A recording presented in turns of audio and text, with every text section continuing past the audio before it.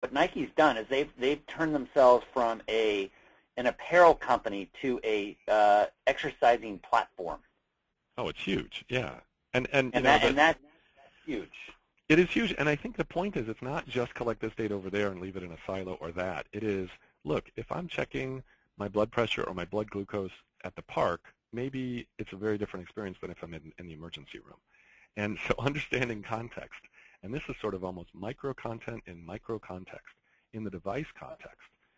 Well, and to that example, I used to sell blood pressure monitors for a living, and they used to call it the white coat syndrome, where if you were in front of a doctor getting your blood pressure taken, there is a known fact that there is a fairly significant portion of the population it will go up simply because they're looking at the doctor's white coat.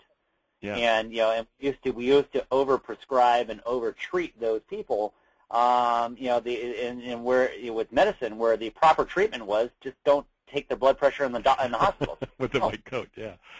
So if you think about this, though, this is not what the future will be. Okay, here is some guys at Virginia Tech where they've actually taken floppy khakis and they've taken bodysuits and they've wired them up so that they can actually tell if you're sitting, if you're standing, if you're bending, if you're dancing the Charleston. They can actually tell if you're dancing the Charleston or the cha-cha or the lambada by a pair of loose-fitting khakis, and it's woven directly into the clothing.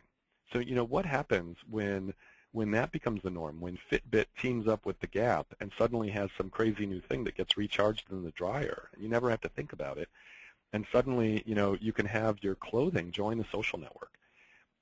Even more dramatic is, this is Proteus.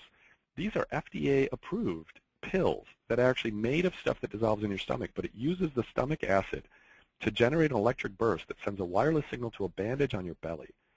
So it's not only devices that you're wearing or devices that you keep in your pocket.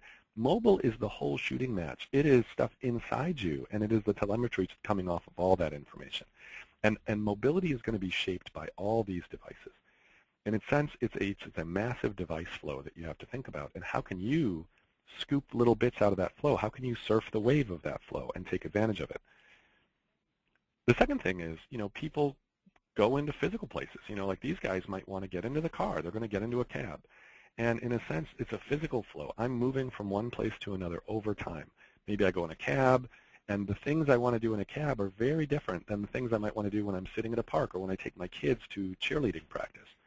And that might be, let's go even further. You're going home, and the things you want to do when you're at home are very different than what you want to do in other places. And the curious thing is when you're at home, there are other kinds of devices. That device flow is different in the physical flow. Here's an example of